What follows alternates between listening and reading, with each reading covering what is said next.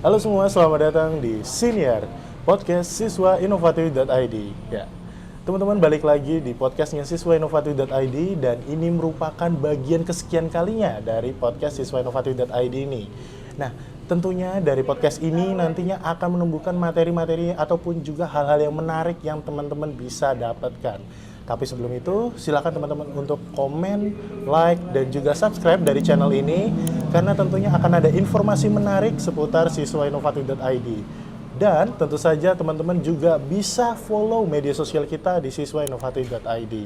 Nah, berbicara kita tentang perkuliahan ya, tentu saja nanti teman-teman akan merasakan dengan yang namanya dunia perkuliahan. Nah, maka dari itu Siswa Inovatif hadir di podcast ini ya teman-teman ya. Kita akan membreakdown atau juga memberikan nih atau sharing terkait dengan tips teman-teman ketika memilih jurusan begitu.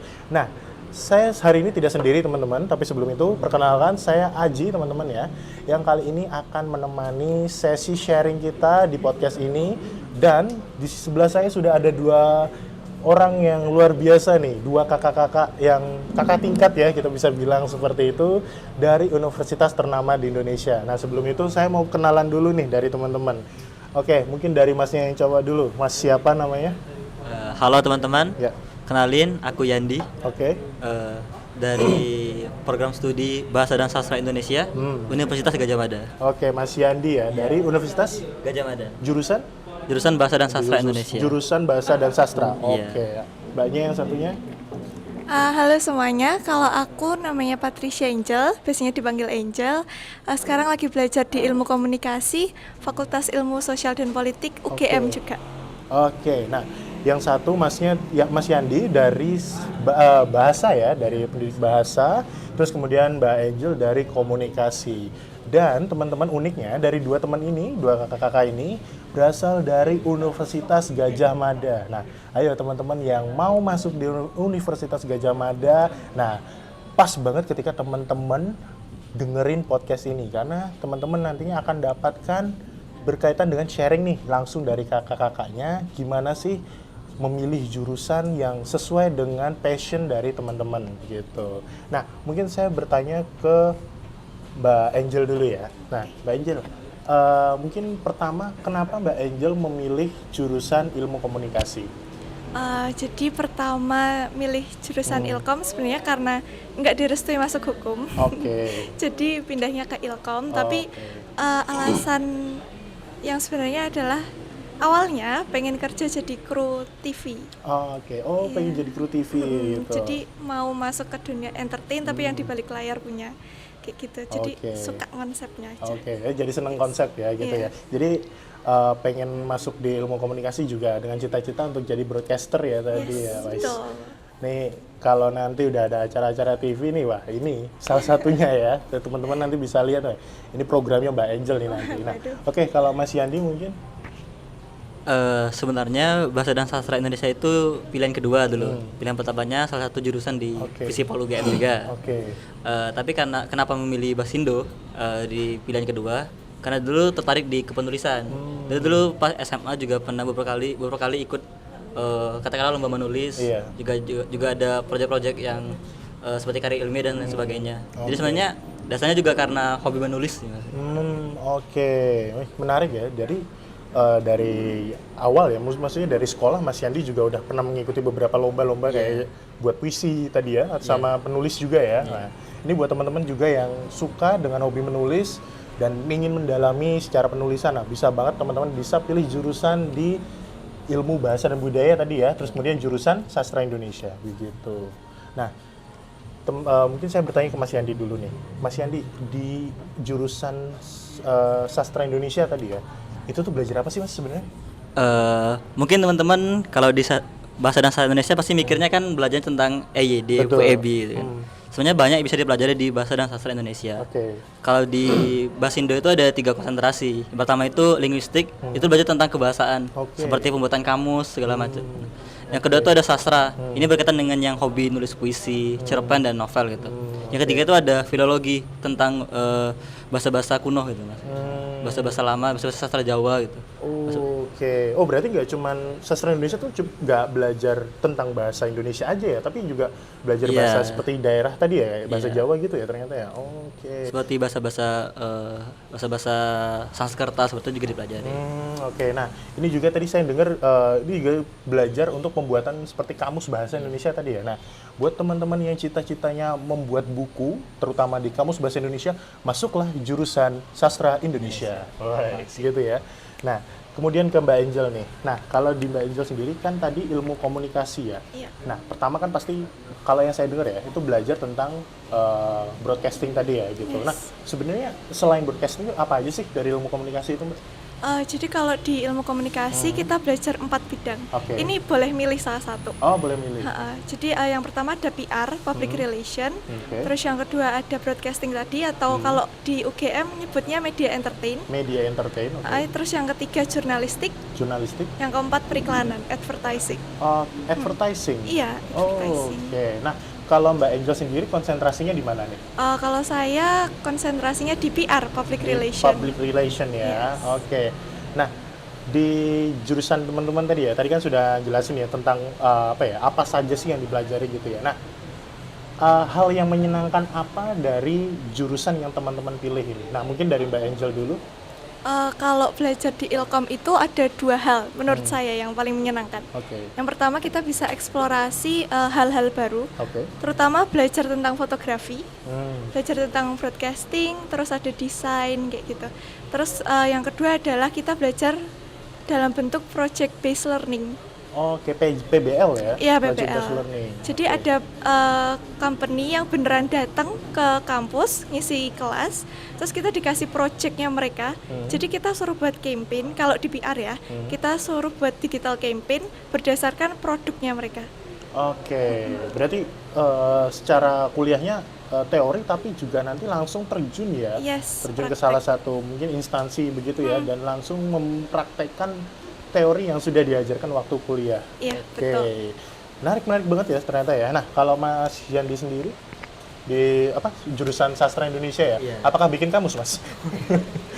Ada sih belajar bikin ada. kamus ya. Iya, iya. Kalau pengalaman menyenangkan gitu kan ya. Iya. Semuanya menyenangkan sih Oh, sebenarnya. menyenangkan ya. Tapi sejauh ini karena bagi sebagian orang ya yang hobi menulis, hobi membaca, tentu bahasa Indonesia kan jurusan bahasa dan sastra itu jurusan yang tepat banget. Soalnya sana seperti misalkan konsentrasi sastra, kita tuh juga belajar pembuatan puisi, cerpen, itu juga dipelajari seperti itu. Juga ada, tadi juga benar, ada project tadi. Juga pernah di penulisan kreatif juga menulis puisi, cerpen, dan itu luarannya kan bagi yang benar-benar mendalami itu kan luarannya kan bisa benar-benar jadi penulis gitu. Oke, nah ini menarik nih. Tadi karena Mas Yandi juga suka membaca ya dan menulis ya. Nah, kalau misalkan mungkin ada adik kelas yang mungkin nggak begitu suka membaca tapi pengen masuk sastra Indonesia, nah kira-kira itu nanti apakah itu akan menyulitkan dia untuk masuk di kuliahnya atau ada treatment nih dari jurusannya itu sendiri? Sebenarnya selama ini mungkin masyarakat tuh mikir kalau sastra Indonesia itu cuma berkaitan dengan sastra doang kan.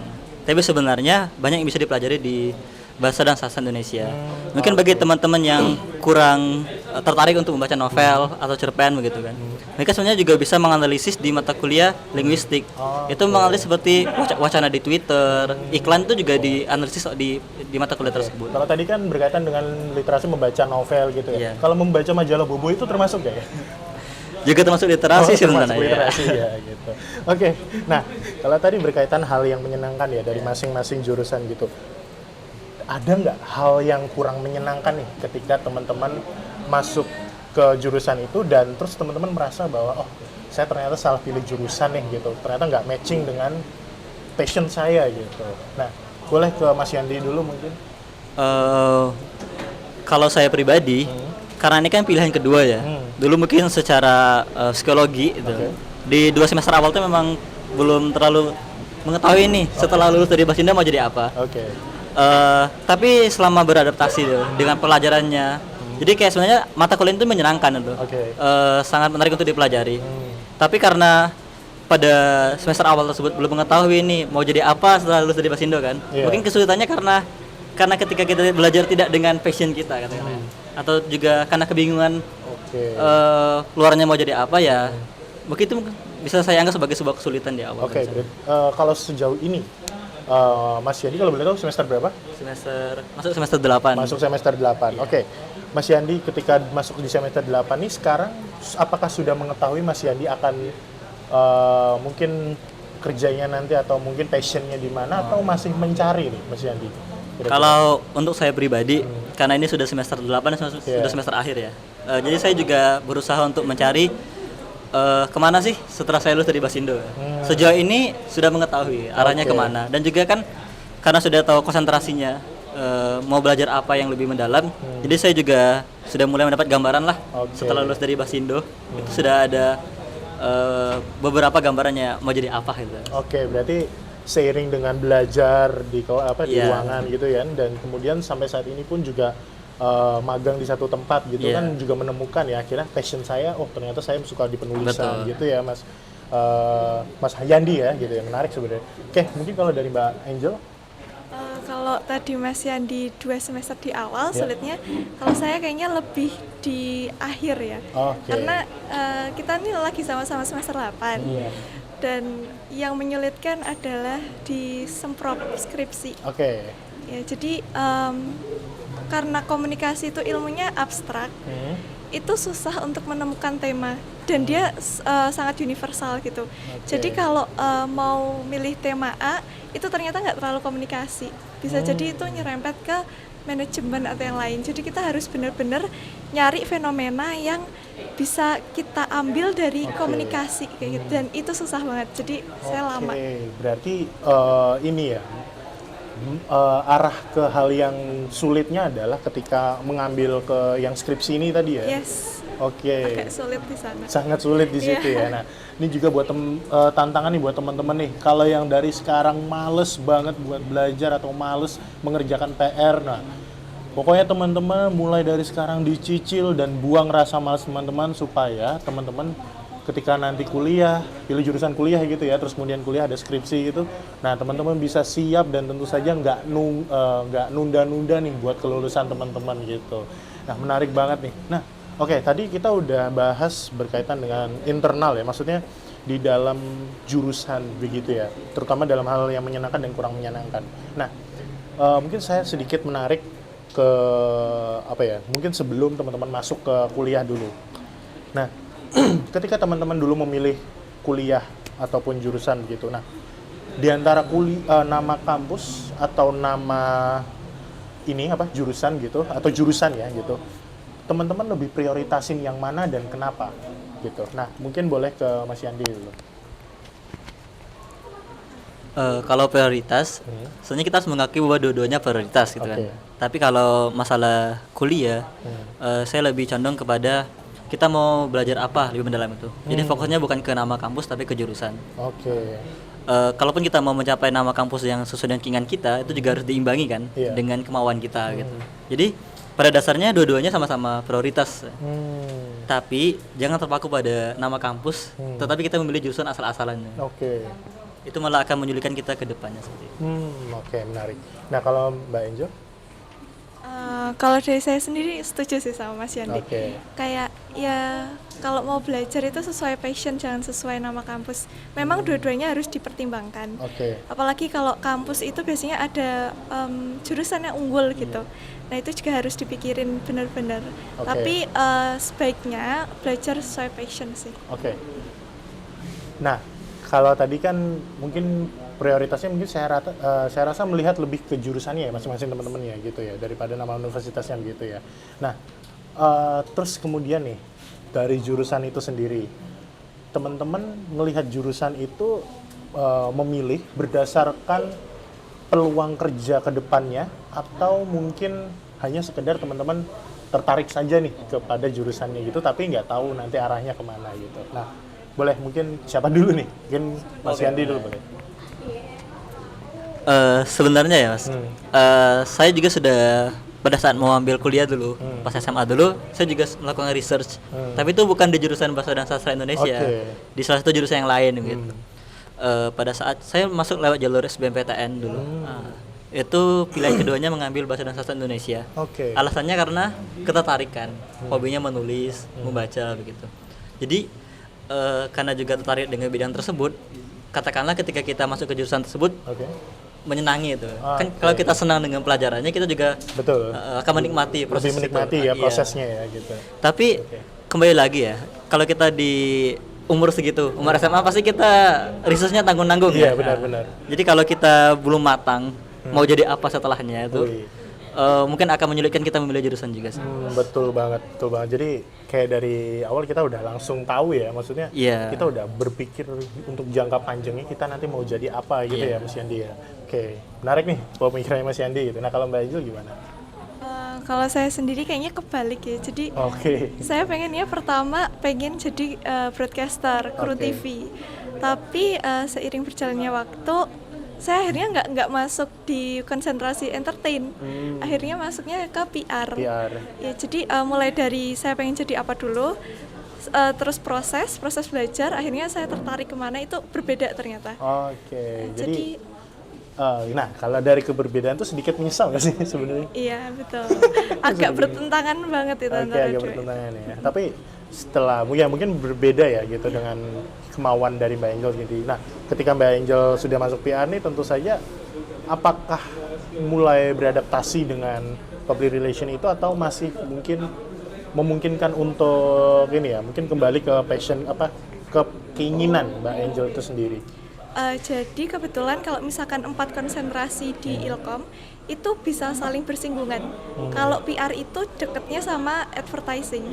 Dia masuk ke komunikasi strategis. Kalau misalkan entertain sama jurnalistik kayak gitu. Nah, kebetulan saya masuk PR dan di dalam PR itu kan saya banyak ngekonsep campaign, digital campaign. Jadi otomatis saya juga harus konsep tentang konten-konten yang akan ditampilkan dalam campaign. Jadi di sisi lain saya pengen jadi PR terus saya juga bisa ngikutin passion saya tuh untuk ngekonsep kayak gitu. Menarik ya. Jadi seiring dengan berjalannya waktu langsung ngikutin alur dari mata kuliah ataupun juga jurusan yang udah Mbak Angel pilih gitu ya. Nah, ini kita kembali lagi nih ke sebelum teman-teman kuliah gitu. Nah, kalau tadi kan perihal mindset teman-teman untuk memilih jurusan. Sekarang kita ke hal administratif untuk masuk ke perkuliahan. Nah, kalau tadi Mas Yandi SBMPTN ya. Nah, kalau sekarang apa sih SBMPTN itu sekarang? Kayaknya masih. Masih SMBPTN ya? Iya, Kalau nggak salah kan ada juga yang namanya SNBT dan lain-lainnya gitu ya. Nah, mungkin ada ya seperti itu. Nah, kalau Mbak Angel dulu masuknya gimana? Jadi kalau saya masuknya lewat jalur SNMPTN. SNMPTN. SNMPTN itu kalau tidak salah jalur rapor, bukan? Iya, pakai jalur rapor kayak gitu. Wah, berarti salah satu yang terpintar. dari sekolahnya dia udah ranking mulu nih kelihatannya nih. Iya gitu ya. Nah, untuk administrasinya nih, kira-kira kalau untuk UGM dulu waktu pendaftaran kuliah itu apa aja sih yang perlu disiapkan mungkin? Kalau saya pertama tetap nilai ya, yang dinilai rapot karena SNMPTN. Terus kalau nggak salah setelah administratif kayak kakak dan teman-teman itu, saya langsung diarahkan ke memilih jurusan. Memilih jurusan langsung ya. Sama kayak Mas Yandi ya. Jadi kayak milih prioritas pertama, kedua, ketiga. Berarti kalau tidak salah dulu memang waktu SNMPTN sudah ada pilihannya ya jurusannya mau di mana gitu kan. Nah, berarti ini kalau ilmu komunikasi ini opsi keberapa nih atau? Jadi dulu tuh saya milih 3 karena SNMPTN, mungkin SBM juga sama ya. Kampusnya bisa beda, nggak cuma satu kampus. Saya pertama milih Ilkom UGM, terus Ilkom UPN, Humas UPN. Terus satu lagi kayaknya saya lupa sih satu lagi apa, tapi UGM juga. Berarti satu universitas ya di UGM ya. Iya. Gitu. Nah, SNMPTN tadi dinilai diterima berdasarkan jalur rapot gitu. Nah, untuk nilai itu sendiri berapa sih kira-kira minimal ataupun juga ya minimal ya mungkin ya untuk masuk ke jurusan yang dipilih gitu kira-kira? Untuk Ingat nggak? minimal nilai itu kayaknya nggak ada batasan. Nggak ada ya? Cuma sistemnya adalah ketika SNMPTN itu satu sekolah dikasih kuota. Jadi yang IPA dikasih kuota berapa anak, IPS berapa anak. Nah, karena IPS itu cuma satu kelas, jadi saya cuma bersaing di satu kelas itu. Oh berarti Kak Angel IPS ya dulu ya? Iya, Oh IPS. iya menarik. Saya kira IPA loh, gue wajah-wajah gini IPA Waduh, biasanya. enggak, saya IPS IPS kebetulan. ya, oke. Nah, kalau Mas Yandi sendiri kan SBMPTN ya? Iya. Nah, SBMPTN tuh tes lagi ya kalau saya tidak salah ya? Iya, tes nah, lagi. itu tuh apa saja sih Mas persiapannya? Saya kan juga sosum dulu kan, sosial Iya. humaniora. Saya dulu pas SMA juga IPS.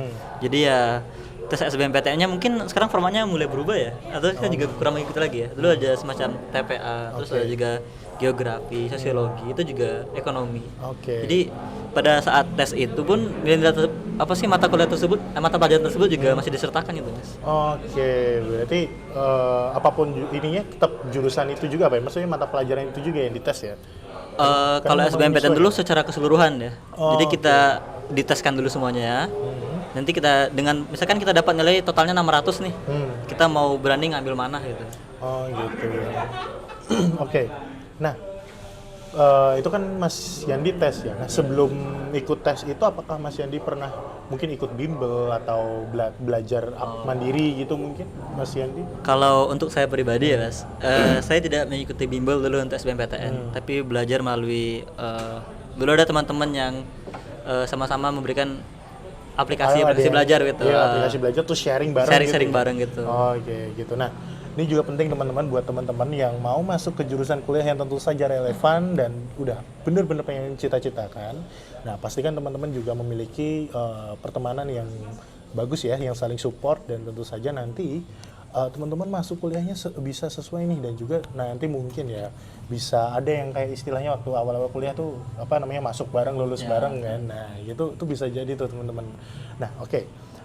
Nah, ketika teman-teman nih sudah diterima ataupun juga masih mungkin memilih jurusan ya. Nah, tentunya restu orang tua pentingnya gitu. Nah, sebelum teman-teman milih jurusan ini sebelumnya udah konsultasi belum ke orang tua gitu dan apa respon dari orang tua? Mungkin Mas Yandi dulu. Oh, kisahnya ini masalah umum ya Mas. Iya. Mungkin kayak kita mengetahui bahwa banyak tipikal orang tua gitu kan. Betul. Ada yang mungkin dia sangat keras dengan anaknya nih. Anak saya harus masuk ini dan ini. Betul. Kebetulan orang tua saya membebaskan saya waktu itu. Jadi apapun yang keinginan saya didukung seperti itu. Tapi tetap diarahkan gitu. Iya. Misalkan saya ngambil jurusan bahasa Indonesia, juga bapak dan ibu juga bertanya kan, ntar mau jadi apa gitu. Itu pertanyaan dasar seperti itu menurut saya sangat penting sehingga kita tuh juga walaupun bebas kita juga mengetahui itu loh, kayak batas-batasnya di mana. Oke. Oh, berarti orang tua kayak Andi berarti udah menanyakan hal yang seperti itu dan juga ini juga demi mempersiapkan Mas Yandi ya ke depannya seperti apa gitu ya. Oke, berarti concern banget ya. Maksudnya mungkin tidak terlalu selektif tapi lebih kepada meyakinkan kembali kepada Mas Yandi ya supaya masa depannya Mas Yandi bisa sesuai yang Mas Yandi harapkan gitu. Oke. Kalau Mbak Angel gimana? Kalau saya sendiri sama sih tipe orang tuanya kayak tipe orang tuanya Mas Yandi. Kayak bebas tapi tetap diarahkan. Jadi awalnya emang saya pengen ngambil hukum nih. Tapi karena satu dan lain hal pertimbangan juga akhirnya agak tidak diizinkan. Sebenarnya orang tua bilang boleh-boleh aja tapi agak berat ada gitu. Ada hal yang lainnya ya. Biasanya gitu. kalau orang tua tuh ya boleh-boleh aja, tapi ya gimana ya gitu. Persis kayak gitu orang tua saya kayak gitu ngomongnya. Ya, benar. Jadi akhirnya daripada nggak sreg juga di saya nanti, saya mundur jadi milihnya Ilkom. Oke, ya jadi tukang parkir ya. Mundur. Iya benar sekali mundur kita. Nah, oke, ini juga teman-teman, buat teman-teman yang saat ini mau fokus untuk pilih jurusan kuliahnya juga, jangan lupa untuk konsul dulu mungkin ya ke orang tua gitu. Ya barangkali mungkin orang tua sudah mempersiapkan yang terbaik buat anaknya, buat teman-teman begitu kan. Terus teman-teman udah pilih sendiri begitu. Nah, pastikan juga teman-teman ya, orang tua juga mendukung dan mensupport apa yang udah teman-teman pilih begitu. Nah, mungkin teman-teman mungkin bertanya ya, kalau orang tua tidak support dengan jurusan seperti apa gitu. Nah, tentu saja teman-teman pertimbangkan kembali dengan keputusan teman-teman, dan tentu saja restu orang tua itu di atas segalanya ya teman-teman ya, terutama bagi teman-teman yang mungkin saat ini ingin berjuang di masuk ke universitas besar ya, salah satunya UGM ataupun juga universitas lain di Indonesia gitu ya. Nah, menarik banget nih. Nah, ini kan kita sambil juga sharing ya untuk siswa-siswi yang ada di seluruh Indonesia gitu. Ada nggak pesan yang atau tips ketika nanti mereka memilih jurusan, dan juga mungkin ketika masuk di kuliahan apa saja yang harus disiapkan gitu? Mungkin ke Mas Yandi dulu. Mungkin berdasarkan pengalaman aja ya Mas. Iya. Mungkin kalau untuk teman-teman nih yang mau sebelum milih jurusan itu jangan lupa research gitu. Oke. Kayak peluang kerjanya itu di mana gitu. Dan kalau memang mau mendapatkan katakanlah kampus yang besar, ya itu juga harus dengan ini ya, kemauan yang besar juga ya. Betul. Tapi di umur segitu, di umur SMA itu mungkin pikirannya mungkin masih terbatas ya Mas. Jadi kayak setelah aku pengen jurusan hukum, pengen jadi pengacara segala macam. Padahal apabila kita gali lagi itu banyak peluang tuh. Teman-teman mungkin bisa cari jurusan yang katakanlah jarang didengar oleh orang-orang. Misalkan PSDK UGM, ada juga karena mungkin di Visipol misalnya kayak nggak ada, bukan hanya Ilkom kan, ada PSDK, ada MKP segala macam kan. Pun dengan di FIB ada juga antropologi, sastra Jawa dan lain sebagainya. Sebenarnya kembali lagi kepada kita sejauh mana sih kita bisa melihat peluang di jurusan tersebut. Jadi bukan mengikuti pilihan orang secara umum, tapi kita juga punya planning sendiri gitu Mas. Researchnya harus mendalam kalau ingin menentukan jurusan yang tepat. Thank you Mas Yandi. Mungkin Mbak Angel? Kalau saya mungkin sama sih kayak Mas Yandi, tapi tambahan harus ngikutin passion juga.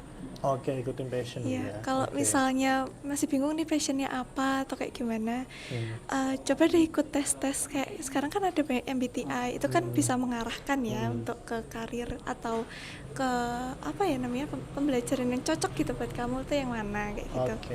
Terus sisanya ikutin passion, terus riset juga. Jangan lupa berdoa sih. Jadi berdoa, belajar dan berdoa harus seimbang. Ingat, belajar tanpa berdoa itu hanyalah omongan belaka. Usaha Anda sia-sia. Ya tentu ya, menarik nih. Nah, ada mungkin satu kata yang saya highlight dari tadi, dan ini penting banget buat teman-teman ya. Jadi ketika nanti teman-teman memilih jurusan untuk kuliah, satu hal yang harus teman-teman garis bawahi dari sesi ini adalah passion teman-teman. Karena apa? Kuliah itu bukan sekedar teman-teman datang ke kelas, terus teman-teman cuman lulus mendapatkan ijazah saja. Tapi teman-teman datang ke kelas, terus juga belajar hal baru dan juga belajar mengikuti passion teman-teman.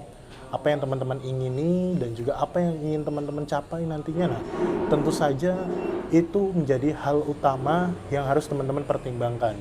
Nah, jangan sampai nantinya ketika teman-teman sudah masuk di jurusan itu, teman-teman mungkin pusing ya, terus kemudian merasa salah jurusan dan gitu. Nah, tentu saja dari SMA atau dari saat ini, teman-teman harus pikirkan baik-baik supaya jangan sampai ada pemikiran seperti itu teman-teman.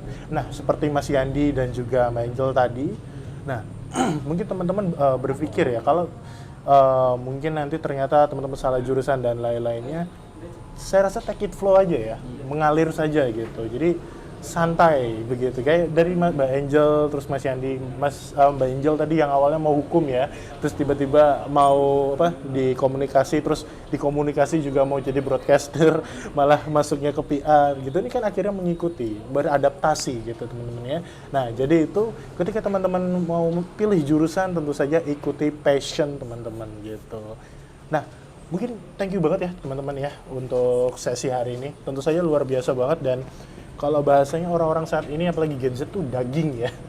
Daging gitu ya. Ini rare apa medium nih? Well done. Oke. Ya, dan tentu saja thanks to Kalola Space Coffee ya, yang sudah memberikan tempat yang luar biasa banget di podcast kita ini. Ya, tentu saja suasana yang sangat mendukung sekali nih sore ini ya teman-teman ya gitu. Dan thank you banget buat Mbak Angel dan Mas Yandi yang sudah meluangkan waktunya ya buat berbincang sini dan juga sharing nih kepada siswa-siswi di seluruh Indonesia gitu. Oke teman-teman, sekian dari konten kita di hari ini.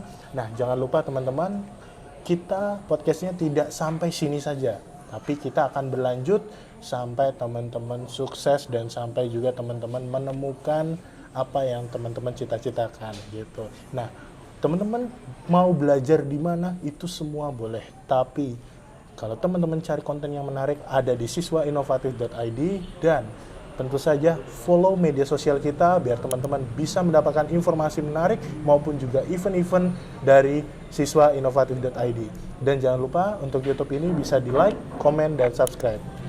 Itu dari kami, salam siswa inovatif Indonesia. Terima kasih.